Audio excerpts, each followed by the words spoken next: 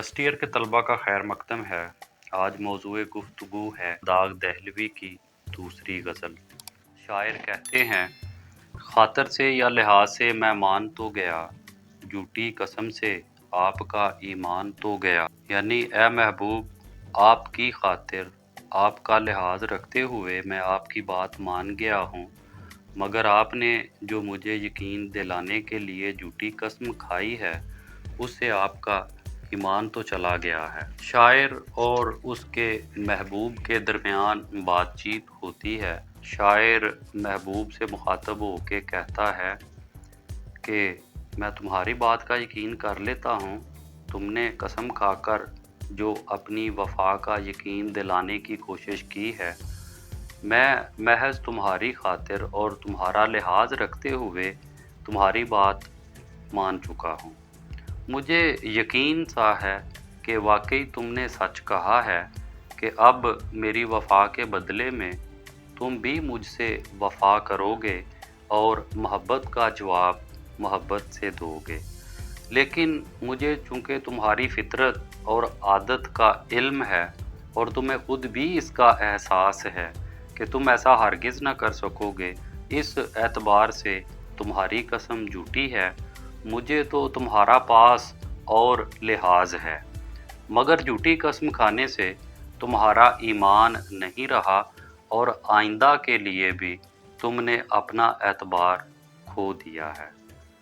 शेर का एक पहलू ये भी हो सकता है कि शायर को पता चला कि उसका महबूब रकीब के साथ मरासम रखता है, गैरों की उल्फत का दम भरता है।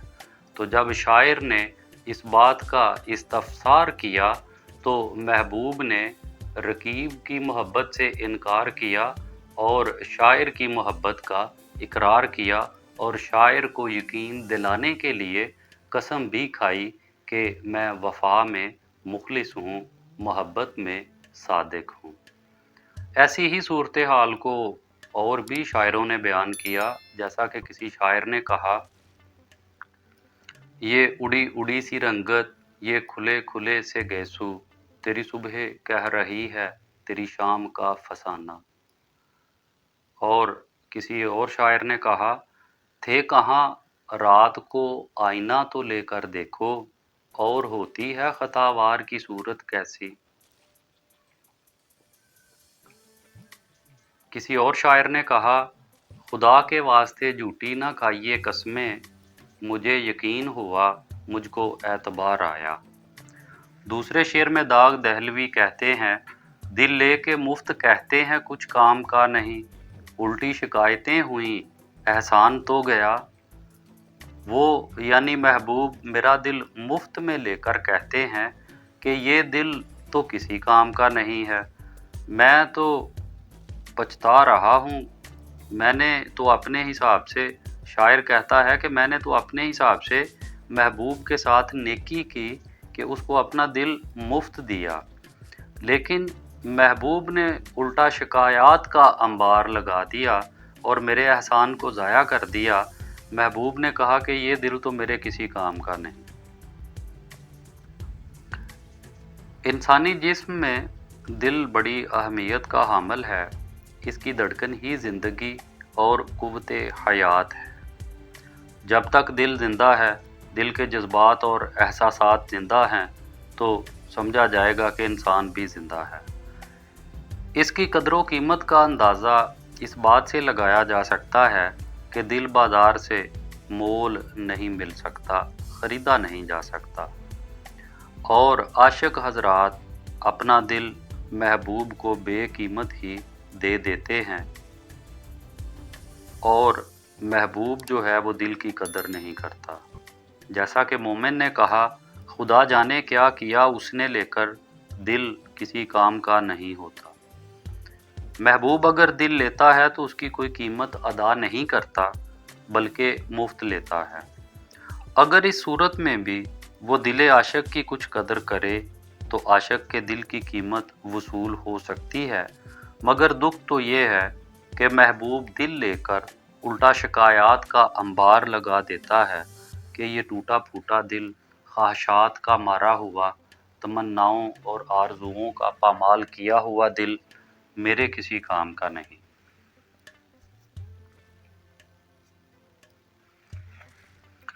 दाग भी ऐसी ही सूरत हाल से दो चार हैं।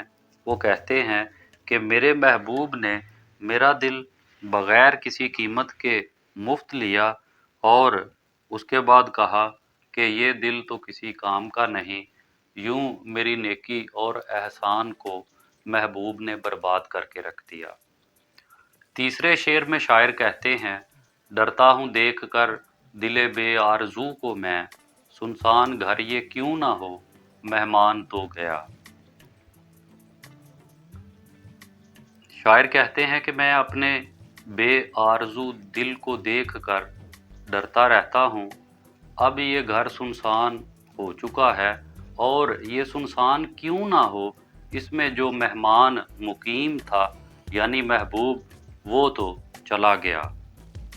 दिले बे आरज़ू ऐसा दिल जिसमें कोई ख्वाहिश ना हो, सुनसान, वीरान और बेआबाद को कहते हैं।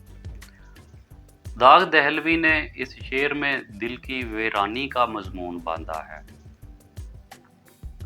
वो अपने दिल को घर से और आरज़ू को मेहमान से तशबीह देते हैं और महबूब को मेहमान से तशबीह देते हैं। शेर की एक सतह ये है कि अब दिल में कोई ख्वाहिश, कोई आरज़ू बाकी नहीं है, इस वजह से ये दिल वीरान है। और शेर की दूसरी सतह ये है कि अब महबूब और महबूब की मोहब्बत इस दिल में बाकी नहीं। महबूब जो इस दिल का मकीन था, उसकी मोहब्बत दिल से रुखसत हो गई, तो अब ये दिल एक वीरान घर की मानंद है। ख्वाहिशात के हवाले से देखा जाए तो इस दुनिया में हर इंसान का दिल आरज़ुओं और ख्वाहिशात से भरा होता है और इंसान ज़िंदगी भर अपनी आरज़ुओं की तकमील और ख्वाहिशात की तकमील के लिए भाग दौड़ करता रहता है। अगर कोई ख्वाहिश और आरज़ू पूरी ना हो तो हालात के तकाज़ों के मुताबिक इंसान वक्त के साथ समझौता कर लेता है और वो जो ख्वाहिशात थी दिल में, वो एक हसरत बन के दिल में भटकती रहती हैं।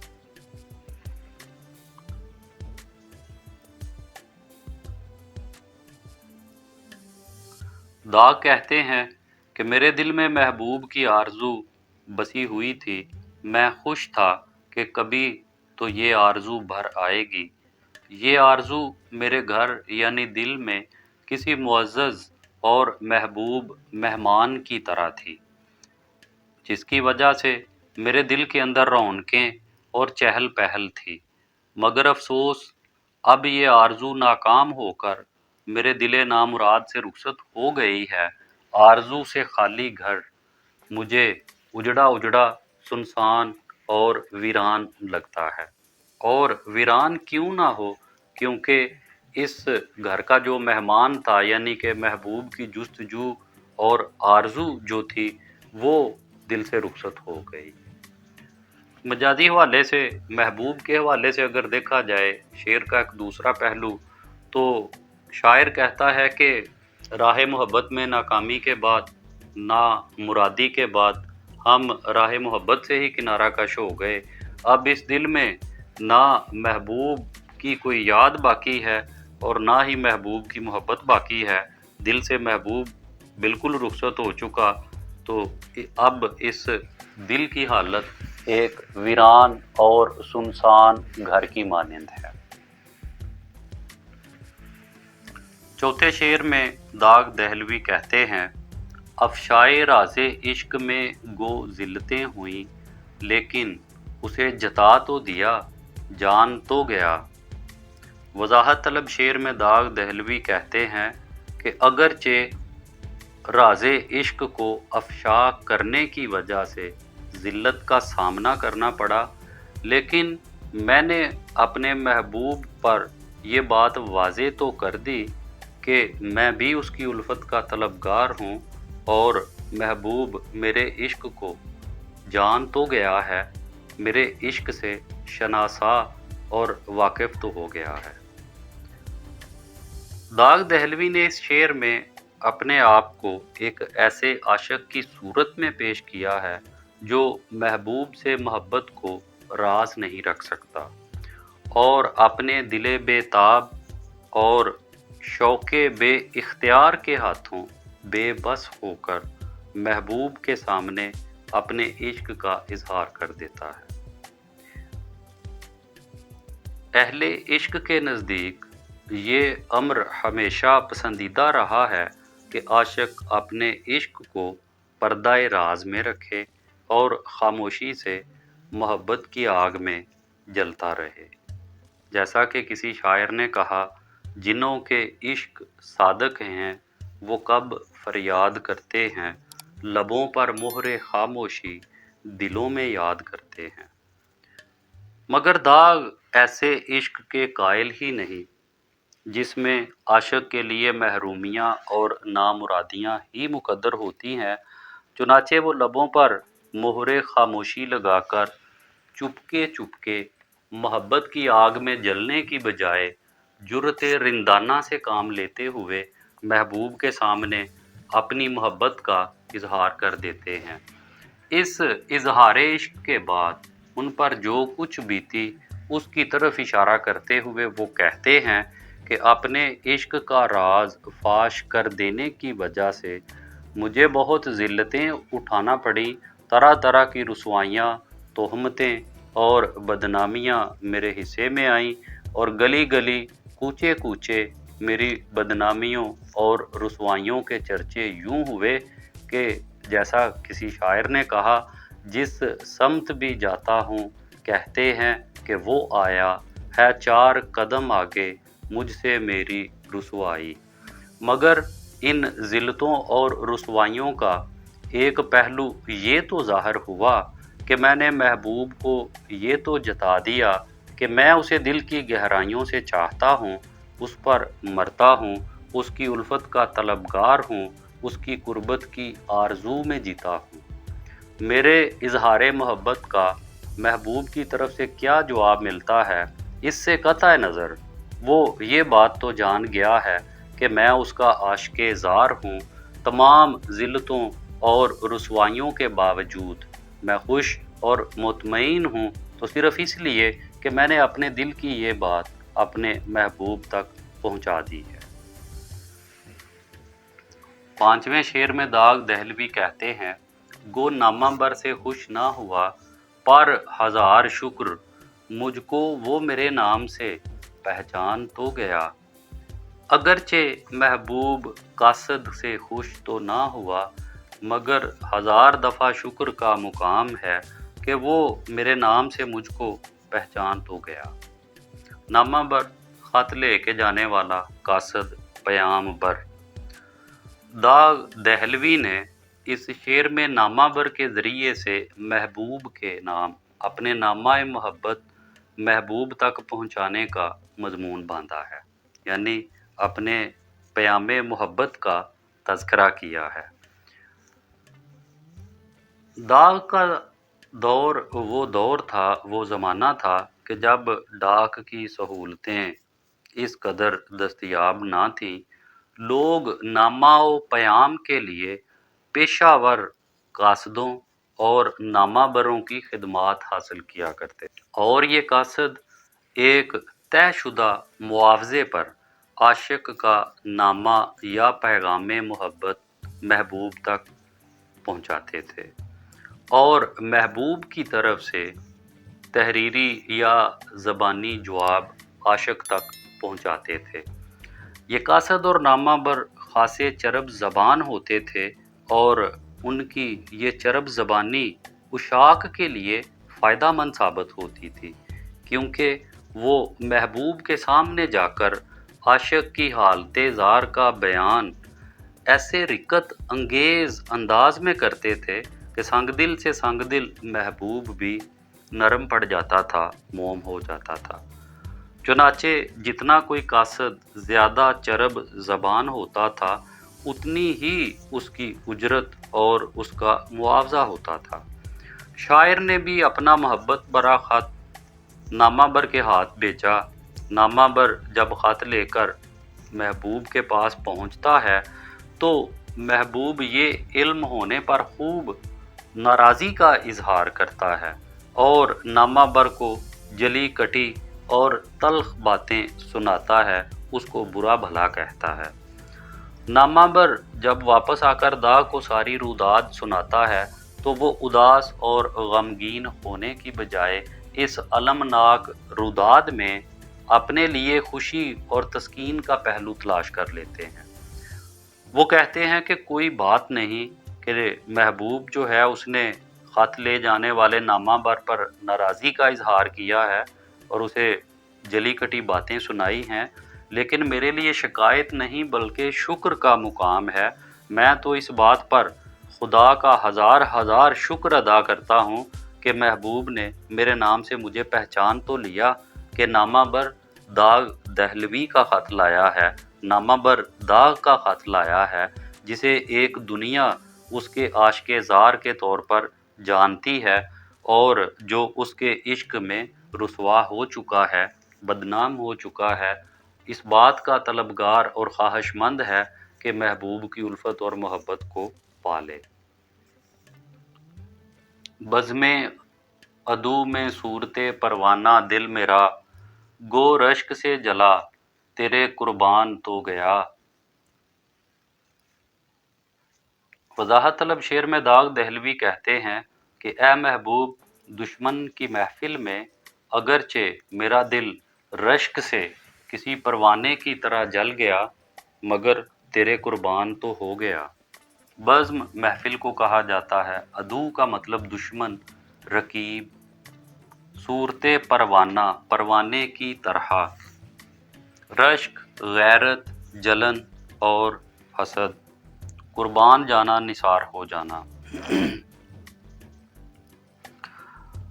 اردو شاعری کی یہ روایت ہے کہ اردو شاعری کا محبوب ظالم ہوتا ہے، جفاجو ہوتا ہے، عشاق اس کے لیے تڑپتے رہتے ہیں، اس کی الفت کے طلبگار رہتے ہیں، مگر محبوب ان کی طرف نظر التفات نہیں کرتا بلکہ اپنے صادق عشاق کے مد مقابل وہ دوسرے لوگوں کے ساتھ گل مل کر ان سے باتیں بھی کرتا ہے، ہنستا مسکراتا بھی ہے۔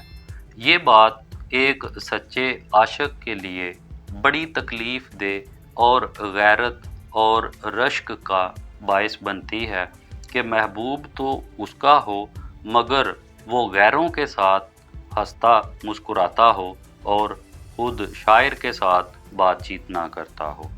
ایسی صورتحال میں ایک عاشق صادق کے لیے کوئی اور چارہ کار نہیں رہتا کہ وہ غیرت سے جل بھن کر رہ جائے۔ محبوب پر اس کا زور بھی تو نہیں چلتا، اس لیے وہ دل ہی دل میں جل کے صبر اور شکر کر لیتا ہے۔ یہاں اس شعر میں داغ کہتے ہیں کہ اے محبوب، تیری ایسی تکلیف دہ عادت کی وجہ سے دشمنوں کی محفل میں تجھے ان کے ساتھ ہنستا بولتا مسکراتا اور خوش و خرم دیکھ کر میرا دل رشک اور جلن کی وجہ سے کسی پروانے کی طرح جل گیا، جو کہ شمع پر فریفتہ ہو کر، شمع پر نثار ہو کر اپنی جان کی قربانی دے دیتا ہے۔ مجھے خوشی ہے کہ اگرچہ میرا دل رشک کی وجہ سے جلا مگر یہ تسلی ہے کہ وہ تجھ پر نثار ہو گیا۔ مقطع کے شعر میں داغ کہتے ہیں، ہوش و حواس و تاب و تواں داغ جا چکے، اب ہم بھی جانے والے ہیں، سامان تو گیا۔ اے داغ، ہمارے ہوش و حواس اور تاب و تواں یعنی جسم کی طاقت اور توانائی جا چکے ہیں، یعنی ہمارا سامان تو چلا گیا ہے اور اب ہم بھی جانے والے ہیں۔ داغ دہلوی نے اس شعر میں بڑھاپے کا مضمون باندھا ہے۔ جوانی میں آدمی کی امنگیں جوان ہوتی ہیں، ولولے شباب پر ہوتے ہیں، جسم میں جوانی کی طاقت اور توانائی موجود ہوتی ہے، ہوش و حواس قائم اور بیدار ہوتے ہیں اور آدمی زندگی اور زندگی کے ہنگاموں اور دلچسپیوں میں خوب حصہ لیتا ہے۔ جوانی میں چونکہ آدمی کی تمام جسمانی قوتیں اور توانائیاں اپنے نقطۂ شباب اور مقام اوج اور مقام عروج پر نظر آتی ہیں، اس لیے وہ زندگی کی مصروفیتوں، जद्दोजहद, भाग दौड़ और मामलाते हुस्नो इश्क में भी बकदरे हिम्मत और बकदरे तौफीक पूरे जोश, वलवले और तवानाई से हिस्सा लेता है। उसकी राह में मुश्किलात और रुकावटों के पहाड़ और अलामों मसाइब के समंदर भी आ जाएं, तब भी वो परवाह नहीं करता और उनका सामना करता और ज़माने की रुकावटों से लड़ता भिड़ता आगे बढ़ता चला जाता है। मगर जब आदमी बूढ़ा हो जाता है तो उसकी जिस्मानी ताकतें कमज़ोर और तवानाइयाँ ज़ईफ़ हो जाती हैं। उसकी सेहत कमज़ोर हो जाती है, चलने फिरने में दुश्वारी महसूस होने लगती है। ज़रा सी मुशक्क़त से उसका सांस फूल जाता है, होशो हवास बेकार होने लगते हैं। गर्ज़ बुढ़ापे के बायस उसके कवाए जिस्मानी और कवाए रूहानी हद दर्जा कमज़ोर हो जाते हैं। दाग बुढ़ापे की इसी कैफियत को मुसाफिर और उसके सामान के हवाले से बयान करते हैं कि जिस तरह एक मुसाफिर सफ़र शुरू करने से पहले अपना सामान पहले मंजिल की तरफ रवाना कर देता है और फिर खुद भी उस सफ़र पर निकल पड़ता है, इस तरह हमारी हालत है कि बुढ़ापे की वजह से हमारे होशो हवास और ताबो तवां हमारा साथ छोड़ चुके हैं। गोया हमारा सामान्य सफ़र था ये सब कुछ, ये सामान तो जा चुका, अब खुद हम आखिरत के सफ़र पर रवाना होने वाले हैं और इस दुनिया से कूच करने वाले हैं।